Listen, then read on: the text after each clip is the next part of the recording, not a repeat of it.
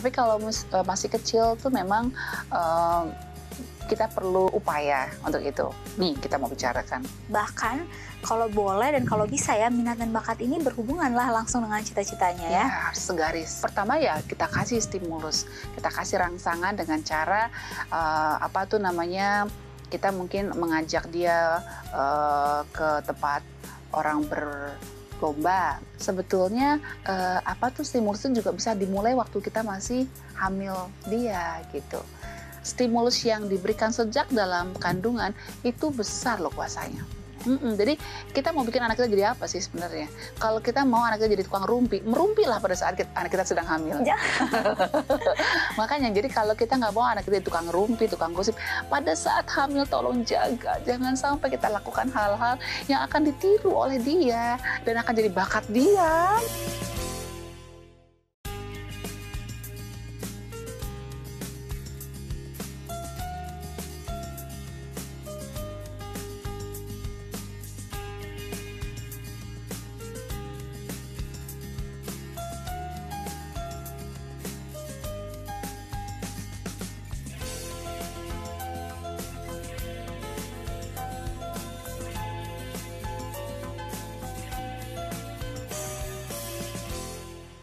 Shalom pemirsa dimanapun Anda berada, kita bertemu kembali dalam program Love Your Child. Satu program yang mengajak kita untuk mendidik dan mengasihi anak-anak menjadikan generasi yang lebih baik. Kali ini kita akan membahas satu topik, yaitu kenali cita-cita, minat, dan bakat pada anak. Wah, apa maksudnya ya? Mungkin udah terdengar tidak asing lagi di telinga kita ketika kita bertanya kepada anak-anak kita apa cita-citanya. Tapi apa hubungannya cita-cita, minat, dan bakat pada anak-anak khususnya untuk masa depan mereka? Kita akan membahasnya bersama dengan narasumber yang telah hadir, yaitu Ibu Helena Valentina. Beliau merupakan seorang psikolog dan praktisi pendidikan. Shalom Ibu Helena. Shalom Eva. Wah, Ibu Helena, ini ngomongin cita-cita, minat, bakat. Iya. Ini kayaknya pertanyaan umum kalau masih kecil suka ditanya. Cita-citanya apa? Ya, sesuai dengan warna baju kita biru, biasanya melambangkan tentang orang-orang yang suka belajar, katanya begitu. Iya kan? Oh, jadi cita-cita, minat, dan bakat. Ini mungkin ada yang kira hampir sama, atau ini sebenarnya apa sih Bu Helena? Ya, yang pasti kita coba mulai dari fenomena yang terjadi sekarang, Deva. Ya kan, ada sebuah survei yang menunjukkan bahwa ternyata banyak anak-anak di universitas, ya, entah negeri, entah swasta gitu, yang merasa mereka kejebak karena apa? Karena this is not my passion. Aduh, kenapa aku di sini ya, gitu. Sementara uang sekolah udah mahal dong, uang pangkal. Betul. Ya. Even itu di negeri juga, kalau misalnya dia mandiri misalnya kan harus bayar. Nggak mandiri pun harus bayar kan ya. Kecuali dia mungkin dapat bantuan gitu ya. Tapi kan bagaimanapun dia justru korban waktu gitu. Ya contohnya anak saya juga deh. Anak saya juga tuh dia sebenarnya pengen jadi dokter tapi nggak keterima tuh di tahun pertama. Kenapa? Karena dia salah strategi, dia pilih yang tinggi banget. Sementara dia nggak mau ke swasta gitu kan. Karena memang kalau di kedokteran ini ya udah berat ya. Jadi kalau nggak sesuai minatnya dia mau kemana, kita juga nggak tega gitu ya. Jadi tahun lalu dia nggak keterima, wah itu sampai di dalam dia merasa, aduh, this is not my passion, mami, deh. Jadi boleh nggak coba lagi tes kedokteran? Oh ya udah fine, berjuanglah. Gitu. Puji Tuhan keterima gitu ya. Dan dia akhirnya sekarang kuliah di Jakarta untuk fakultas kedokteran. Nah, andaikan saya ngotot nih, saya bilang, enggak, kamu nggak boleh pindah, nggak boleh keluar. Kira-kira gimana? Dia nggak dengan apa ya? Nggak nyaman kan? Iya. Karena dia punya mimpi, dia punya minat, dia punya hasrat untuk menolong orang itu lebih besar dan merasa lebih kena gitulah ya kalau dia jadi dokter. Benar. Nah, tapi mungkin ada juga yang lebih suka kalau dia ngontak-ngatik kimia ya. Ini bahan ini sama bahan ini menghasilkan sesuatu yang bisa menolong orang lain jadi sembuh. Nah, mungkin di farmasi kan gitu ya. Kalau dia berhubungan langsung dengan orang, periksa diagnosa segala macam, kayaknya dia nggak gitu suka. Ada yang seperti itu. Jadi bukan berarti bahwa kedokteran itu paling bagus, tidak. Farmasi paling bagus, tidak. Semua juga bagus sesuai dengan gift yang Tuhan berikan pada kita. Jadi ada orang yang mengatakan ini talenta gitu ya. Tapi kalau kita masyarakat umum mungkin mengatakan itu sebagai minat dan bakatnya. Kenapa cita-cita itu ada hubungan dengan bakat dan minat? Sebaiknya memang cita-cita itu ada hubungannya dengan bakat dan minat. Karena kalau minatnya itu suka menjahit, dipaksa untuk menjadi misalnya sekretaris ya, kan dia kan akan nyesek tuh. Dia akan lihat orang, aduh aku bisa ngerancang begini loh, lalu kau jahit ke sini, aduh bagus banget ya. Tapi dia nggak bisa menghayal itu, dia nggak bisa wujudkan mimpinya karena dia harus utak-atik dengan ngetik terus. Dan bisa jadi pekerjaannya dia jadi nggak bisa maksimal, benar. ya, dan tidak bisa membuat dia bahagia, itu nomor satu. Jadi kalau cita-cita, minat, bakatnya sejalan nih, wah, dia pasti kalau dia jadi guru-guru yang oke, dia kalau jadi broadcaster kayak Eva, broadcaster yang oke gitu. Kalau jadi sekretaris yang menyenangkan hati banyak orang yang dilayani gitu ya. Dan kalau dia jadi dokter, ya dokter yang benar-benar disayang oleh pasiennya kan gitu. Dan melayani dengan dengan sepenuh hati. Betul. Nah, sebenarnya cita-cita itu apa sih Bu Helena, supaya orang tua ataupun para pendidik pengajar yang saat ini menyaksikan paham dulu betul maksudnya? Ya, cita-cita mungkin yang dimaksud kalau dalam hal hubungannya dengan minat dan bakat itu maksudnya adalah profesi yang diharapkan atau diimpikan oleh setiap orang gitu ya. Jadi profesi apa sih yang dia ingin jalani pada saat dia dewasa nanti? What do you want to be when you grow up gitu kan? Itu yang kita bisa tanyakan pada anak-anak. Tapi memang itu agak sulit ketika kita sedang melewati masa-masa sebagai orang tua dengan anak-anak yang masih kecil gitu ya. Kalau anaknya sudah SMA kelas 1 atau SMP kelas 3, itu sudah bisa dengan tes minat bakat dari psikolog ya, atau lembaga-lembaga psikologi gitu. Tapi kalau masih kecil tuh memang kita perlu upaya untuk itu. Nih, kita mau bicarakan. Nah, upaya-upaya apa nih yang harus dilakukan khususnya bagi kita mengenali dulu lah anak-anak saya nih cocoknya jadi apa, supaya jangan sampai nanti dia dewasa seharusnya saya nggak di sini nih. Itu gimana Bu?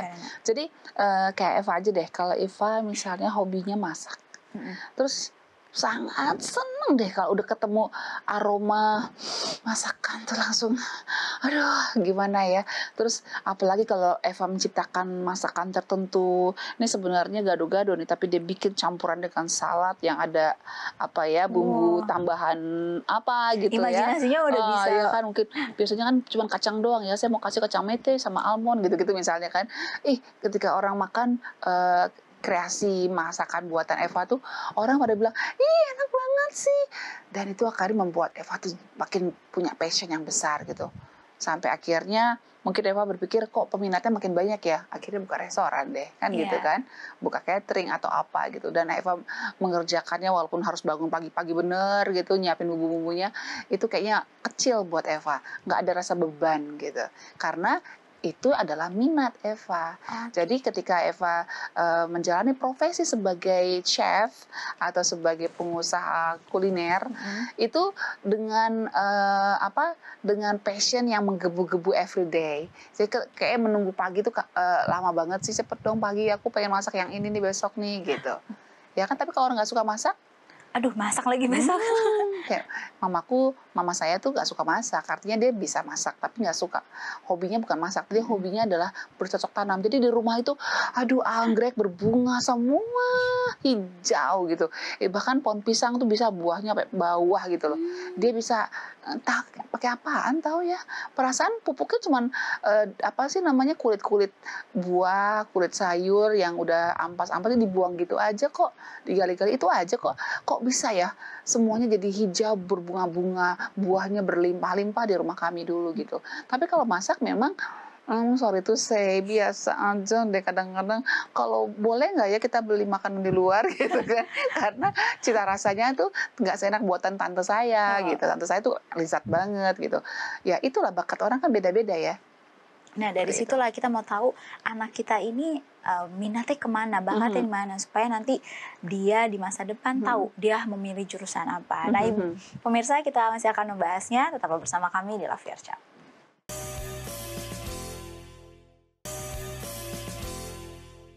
Kembali lagi di Love Your Child dan kita masih membahas kenali cita-cita, minat, dan bakat anak. Di segmen sebelumnya kita telah membahas ternyata ini erat sekali hubungannya cita-cita, minat, dan bakat. Bahkan kalau boleh dan kalau bisa ya, minat dan bakat ini berhubungan lah langsung dengan cita-citanya ya. Harus segaris. Harus ya kan? segaris, jangan sampai dia minatnya kayak tadi masak, tiba-tiba dia bukan jadi chef ya. Jadi malah jadi sekretaris. Ini kan kayak nggak nyambung ya, nggak sinkron ya. Boleh juga sih kalau emang dia juga suka nulis, dia suka emang punya punya ketertarikan dalam dunia persekretarisan gitu, ya kan? Asal Jadi sesuai ya. masaknya itu adalah bagian dari hobi doang, misalnya nggak apa-apa jalanin dua-duanya. Nah ini dia Ibu Helena, saya juga jadi pertanyaan nih, minat, bakat, cita-cita kalau bisa segaris. Bagaimana dengan hobi? Hobi itu apakah termasuk dalam minat dan bakat juga? Bagus banget pertanyaannya. Jadi kalau orang sudah hobi, berarti waktu dia mengerjakan hobi itu senang nggak? Senang. Itu minat. Oke. Ya saya minat nih mengerjakan ini. Ya berarti sebetulnya kita perlu yang pertama untuk bisa membuat membuat anak itu mengerti siapa dia, dan kita juga mengerti siapa anak kita, kemana sih sebenarnya nih passion dia. Ya kita lihatnya hobinya ya. Nah tapi kan hobi ini kita nggak bisa tahu kalau kita nggak kenalkan. Iya benar. Jadi yang pertama ya kita kasih stimulus, kita kasih rangsangan dengan cara kita mungkin mengajak dia ke tempat orang berlomba, misalnya pertandingan sepak bola kah gitu ya. Perempuan boleh dong, kenapa enggak gitu ya.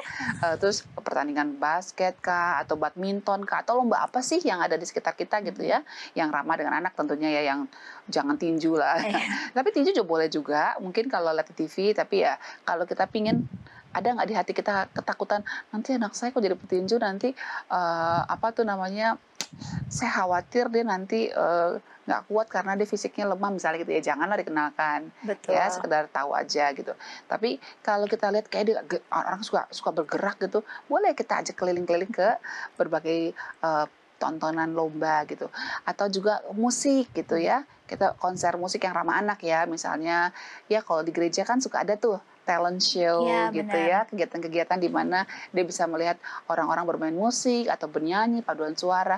Kalau dia memang punya bakat atau minat di situ di dalam musik, dia pasti akan punya reaksi yang beda tuh. Ya, jadi saya pernah punya pengalaman di mana anak saya waktu itu masih kecil banget, setahun kali, 1,5 tahun ya. Pokoknya masih kita gendong-gendong gitu. Setahun kali ya. Jadi belum lancar banget jalannya. Nah, satu kali dia itu ngelihat ada konser di gereja sih, yang nyanyi gitu. Nah, tuh ya ada yang dirigen gitu kan. Dia ikut juga gini. Dia ikut kayak gini. Terus pada saat waktu kecil itu saya main piano, dia ikut tuh tang ting tang ting tang ting gitu. Dia kayak pengen jalan ke piano gitu kan. Jadi saya pikir ini anak ini kayaknya ada bakat pianis gitu ya. Ya benar. Jadi waktu umur 3,5 tahun saya lesin masih belajar kelompok sih, belum private gitu. Wah, dia menonjol. Gitu, menonjol udah gitu. terlihat minatnya dia. Iya. Nah, terus sebetulnya stimulus itu juga bisa dimulai waktu kita masih hamil dia gitu. Itu pun saya alami ya. Jadi waktu si Golda itu, waktu saya hamil dia, memang saya senang banget tuh denger permainan piano dari Ibu Dora Saertian. Ya kan, aduh senang banget kok denger dia main tuh. Saya denger musik itu terus saya juga dengerin Mozart gitu kan, karena musiknya kan katanya bagus buat bayi ya. Nah itu saya bandingkan dengan anak saya yang kedua. Waktu anak saya kedua, karena saya tahu bahwa dia tuh laki-laki, saya bayangin, aduh kalau laki-laki jago main saksofon keren banget ya. Ya udah, saya setel Kenny G terus tiap hari, setel Kenny G terus. Mau tidur setel Kenny G dulu gitu. Lagi main lagu macam-macam gitu. Tahu nggak sih, pada saat mereka sudah lahir, mereka bertumbuh. Nah si Golda ini waktu masih belum bisa, kakinya belum nyampe ke bawah dong, masih gantung begitu. Dia sudah tang tang tang tang, kayaknya notnya udah mulai ketemu gitu. Terus ya belum ketemu banget tapi udah mulai gitu. Kayak ada musiknya gitu ya. Terus udah gitu suka nyanyi jadinya dia. Nah si Godwin ini masih TK apa SD kelas 1 gitu. Dia sudah minta dibeliin flute. Waktu itu jalan ke mall gitu, dia bilang, "Mami boleh nggak aku minta itu?" "Hah? Kamu itu? Mami pengen banget kamu bisa main itu. Kok kamu minta sih nak? Mami seneng banget loh." Udah saya beliin.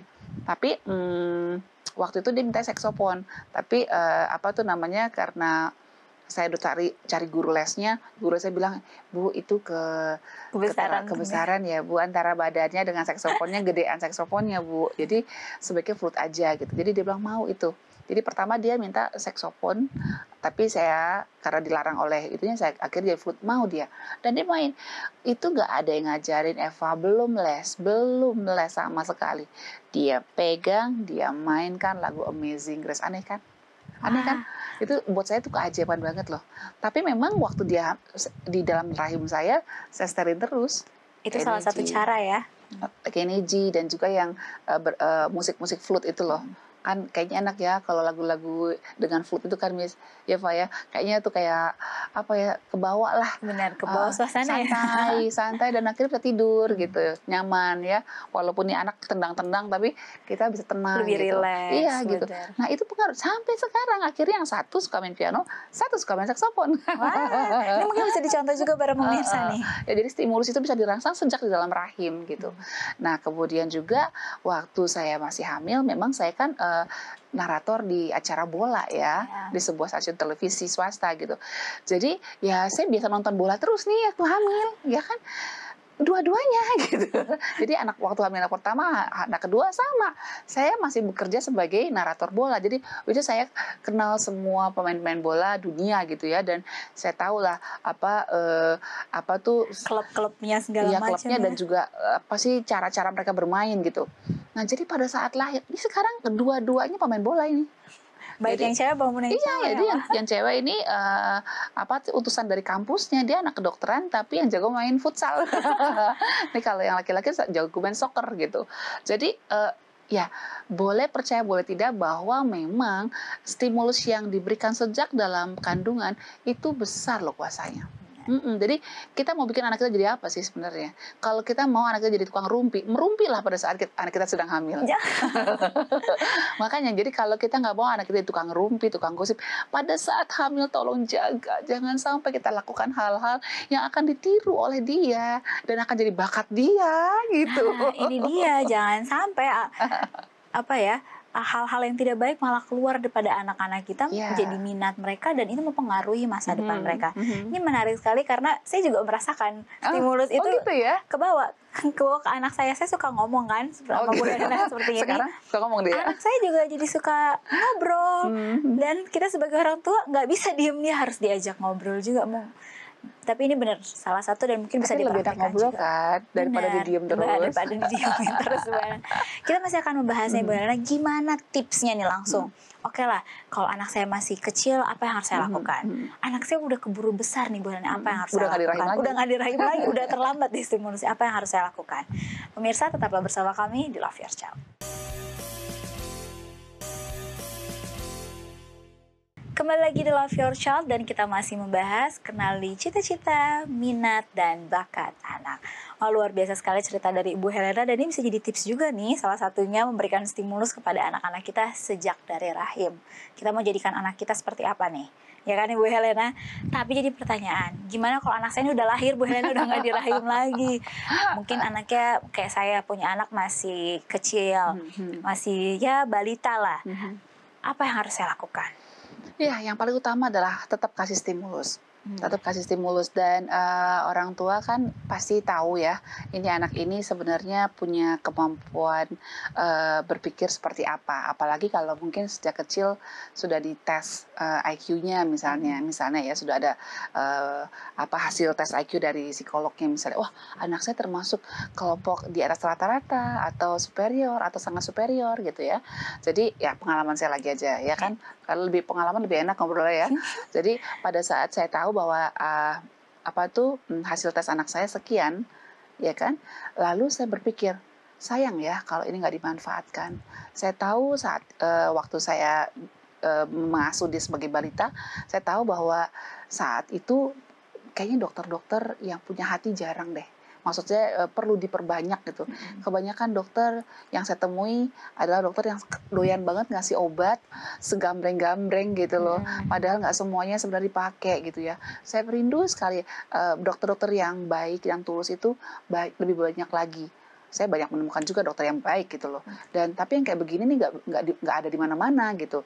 Maksud saya nggak banyak di mana-mana, paling hanya segelintir saja gitu. Jadi saya bilang, Sus pengen deh kalau anak saya jadi dokter yang nggak nggak apa tuh namanya nggak memikirkan ya apa sih memikirkan dirinya sendiri, tapi memikirkan aduh tuh orang menderita loh, aduh orang itu membutuhkan bantuan loh, dokter yang tulus gitu, pingin banget gitu ya. Nah jadi saya tahu di Solo tuh ada dokter yang nggak mau dibayar kalau sama mahasiswa. Wah, Iya, gak mau dibayar. Kamu memang sudah punya banyak ya gitu. Dia betul-betul tulus menolong orang. Orang-orang yang kaya ditolong ya bayar. Tapi kalau orang-orang yang dia iya, tahu miskin, apalagi mahasiswa gitu, dia nggak mau dibayar. Kan langka yang kayak gini kan? langka sekali. Langka gitu. Dan saya juga ketemu sama dokter yang bantu saya melahirkan, dia malah melarang saya untuk disesar gitu. Padahal saya yang mau minta disesar, dia bilang jangan, nggak perlu. Kamu kan nggak ada komplikasi, nggak ada kebutuhan apa-apa kok untuk disesar. Nah ini kan langka gitu Benar. ya kan. Nah saya pingin banget orang-orang seperti ini banyak. Kalau boleh anak saya juga dong gitu, karena anak ini punya IQ yang mumpuni untuk bisa menjadi dokter kalau menurut saya ya. Jadi saya ingin mencoba memberi stimulus pada dia untuk dia mengenal indahnya profesi dokter ini gitu. Caranya gimana Bu Helena? Saya bawa ke dokter, ajak ngobrol, Oh, ya kan, kenalan. Jadi figur dokter itu saya gambarkan dengan indah gitu. Saya ajak ke dokter-dokter yang baik gitu ya, orang yang mudah murah tersenyum gitu ya. Dokter, ini Golda senang loh sama dokter gitu. Oh iya, gitu kan ramah ya. Kalau saya ketemu dokter yang kayak susah banget tersebut, nggak akan saya ajak lagi ke situ gitu ya. Jadi saya pertemukan dengan dokter-dokter yang baik. Dan berikutnya saya bawa sering-sering dulu kan bukan pandemi ya. Dulu saya suka bawa dia tuh melihat-lihat rumah sakit gitu loh. Ini loh rumah sakit nak gitu. Terus kasih tahu ini loh ini ruangan. Jadi kalau kita mau berobat misalnya mau vaksin atau mau imunisasi itu saya nggak diem, saya keliling. Ini tuh susternya.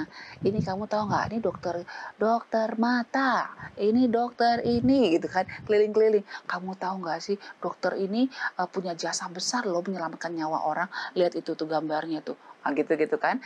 Terus semakin besar, saya bawa wisata lagi ke rumah sakit lagi gitu ya. Saya wow. bawa ke Bandung, ke Rumah Sakit Advent Bandung. Nih lihat nih, ini Rumah Sakit Advent Bandung ini sangat terkenal gitu kan. Dulu waktu Mami kecil, itu bos-bos di Jakarta ke sini loh, Nak. Ayo kita lihat ke dalam yuk. Wah, Mami ini kayaknya perlu ini, Mam, perlu ada ruangan seperti ini. Oh iya, boleh itu ide bagus gitu. Terus udah makin besar lagi, saya ajak lagi ke rumah sakit di Penang ya, Oh rumah sakit ya. Advent di Penang. Jadi saya bilang kita mau jalan-jalan ke Kuala Lumpur, ke Malaysia, tapi sebenarnya intinya saya mau ke sana gitu. Sampai di sana saja kenalan. Saya suruh mereka ambil bagian pada saat ibadah. Lalu akhirnya direktur rumah sakitnya terpesona nih sama kekompakan mereka berdua, lalu ajak foto, kenalan. Saya coba comblangin lagi gitu kan. Terus saya ajak keliling, nih loh apa tuh ruangan-ruangan yang untuk dipakai oleh orang-orang Indonesia berobat ke sini. Coba bayangkan, nak, coba rumah sakit seperti ini ada ya di Jakarta. Jadi saya berusaha menanamkan di otak dia bahwa kamu bisa loh gitu loh, kamu bisa enak loh jadi dokter gitu, Betul. menyenangkan loh. Mereka itu nggak kaya raya, nak. Kan di Penang tuh terkenal seperti orang dokter itu bukan orang yang kaya raya, tapi mereka dihormati karena mereka punya integritas. Mereka tuh sangat mendidik, mengedukasi pasiennya. Jadi saya pikir anak saya seperti itu. Nah, coba saya bawa juga ke Fakultas Kedokteran di Solo. Jadi ini masih sekolah, masih SMA. Terus Mami ngapain sih? Kita jalan-jalan ke Solo. Sampai di Solo saya jejerin di depan apa tuh Fakultas Kedokteran, saya Fakultas suruh ya. foto. Cekrek. Mami ngapain di sini? Udah foto aja. Cekrek. Wih, keren banget ya kalau kamu kuliah di sini, dan betul-betul dia kuliah di situ akhirnya. Wah, itu secara nggak langsung anak-anak mungkin nggak sadar ya Bu Helena ya. Tapi Iya, ternyata lalu itu saya stimulus. juga arahkan dia untuk baca buku tentang apa tuh tentang kesehatan ya. Dia baca Ministry of Healing tuh kayak apa tuh hidup yang terbaik Hidup ya. yang terbaik Nah, ya. dari situ dia semakin mantep. Mami, aku panggilan jiwaku adalah menjadi dokter. Oh, puji Tuhan, nyampe juga ya. Dan sekarang dia sudah dokter muda. Wah, puji Tuhan. Tapi itu bukan semerta-merta karena keinginan orang tua, Iya, tapi Ibu Helena melihat dia bahwa ada bakat ada ke bakat. sana dan dia punya punya modal untuk ke sana gitu.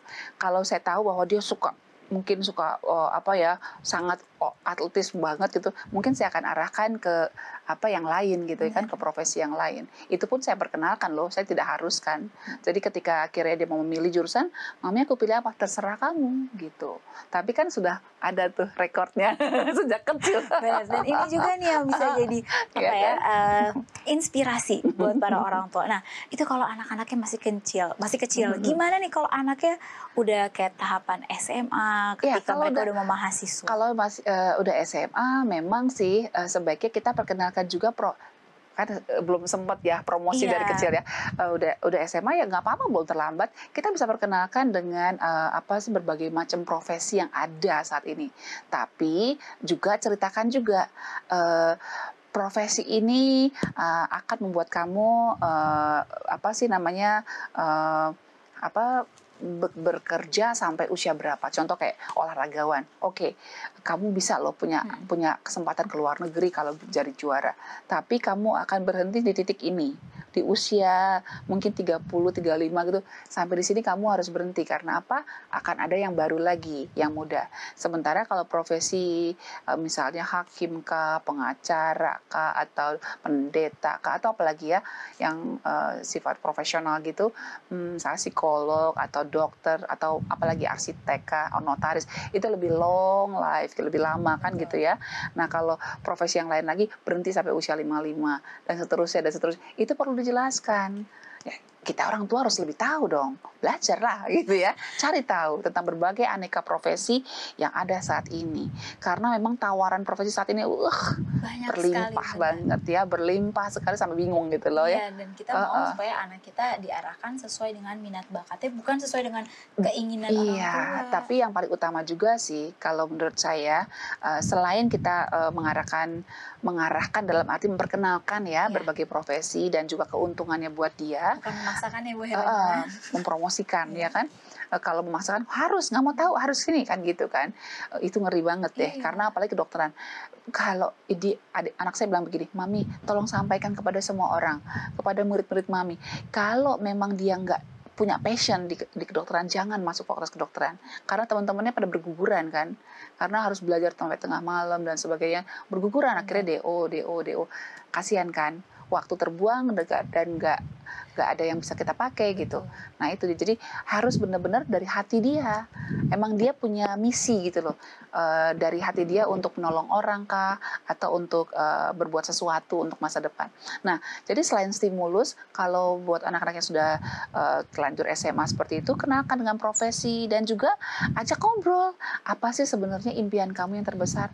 Kamu sebenarnya ingin bekerja dengan orang yang terlibat dengan sosial begini nih, berinteraksi dengan sesama manusia atau berinteraksi dengan benda mati, contohnya dengan komputer atau dengan apa ya, dengan meja gambar, menghayal tentang sesuatu yang nggak ada jadi ada, bisa jadi arsitek gitu kan, atau mungkin dia suka untuk menolong orang, menyelamatkan orang, mungkin jadi polisi kan kayak gitu ya. Jadi itu perlu ada diskusi dengan orang tua dan orang tua boleh jadi bisa tersinggung karena apa ya, pengalaman saya juga dengan anak yang laki-laki, dia ingin menjadi sosok yang menurut saya itu nanti dia akan kecewa gitu ya kan, tapi dia nggak tahu karena dia indahnya aja sekarang Iya, gitu ya. betul. Nah setelah diskusi saya kasih gambaran ini loh nak, ya ini sampai umur sekian kamu berprestasi, setelah itu kamu harus begini, yang ini juga lebih lama, yang ini sampai di sini aja.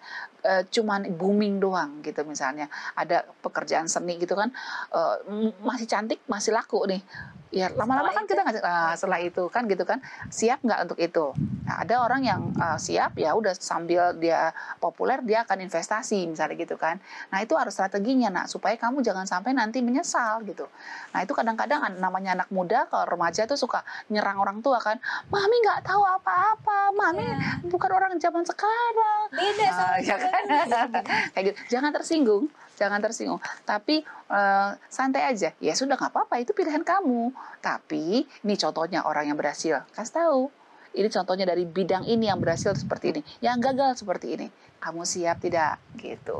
Jadi kalau dikasih bayangan seperti itu, tentu saja mereka akan lebih Terbuka ya. logis ya, memutuskan untuk ikut mama, ikut papa, atau ikut diri sendiri gitu, dan atau mungkin ikut yang lain yang ada pertimbangan baru, alternatif profesi yang lain gitu, Wah, ya jadi kan? mengenalkan dan kita pun juga harus kenal ya. Iya. Kenal akan macam profesi dan terlebih kenal Iya, akan anak kita. lihatlah tingkah laku dia. Dia kayaknya lebih senang pada saat ngerjain apa sih? Gitu kan? Kenapa ya kok dia asik banget? Cowok loh, kok suka banget di dapur gitu. Jangan tersinggung. Jangan Betul. merasa bahwa aduh, masa anakku di dapur? Emang kenapa? Gitu kan? Banyak loh chef, lebih banyak cowok-cowok daripada perempuan. Dan gajinya ngeri ya. Iya. Gede-gede. Dan pengusaha-pengusaha pisang goreng, martabak justru cowok-cowok ya. Betul. Mhm. Nah, berarti sebagai Dan orang tua kita berhasil. juga harus mempersiapkan diri kita Aha. sebelum kita mempersiapkan diri anak-anak Yes. kita. Mhm. Ibu Helena, terima kasih banyak Sama-sama, tentang topik Eva. yang luar biasa. Terbuka sekali pikiran kita semua, khususnya para orang tua, bagaimana mengenalkan kepada anak-anak kita apa itu profesi, supaya kita tahu cita-cita, minat, dan bakat anak-anak kita menjadikan generasi yang lebih baik. Sampai bertemu di episode berikutnya. Tuhan memberkati dan shalom.